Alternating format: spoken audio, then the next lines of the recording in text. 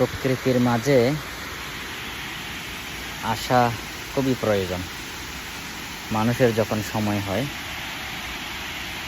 প্রকৃতির মাঝে আমরা গাছপালা, নদী, এই যে ঝর্ণার শব্দ আসতেছে, পানির বহমানতা, এই সব কিছু যখন আমরা দেখি, তখন প্রকৃতির মাঝে আমরা হারিয়ে যাই, কারণ আমরা প্রকৃতিরই অংশ।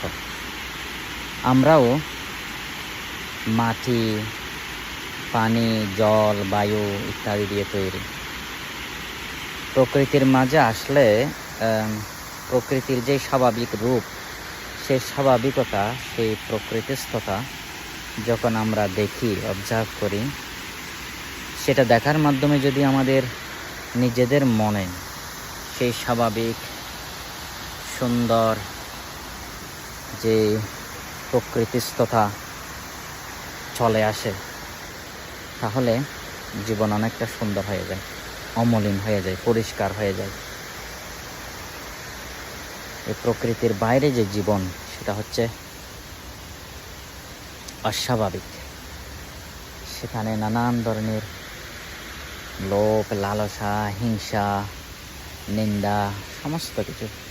এই প্রকৃতিতে কোনো ভেদাভেদ নেই, সব কিছু একাকার।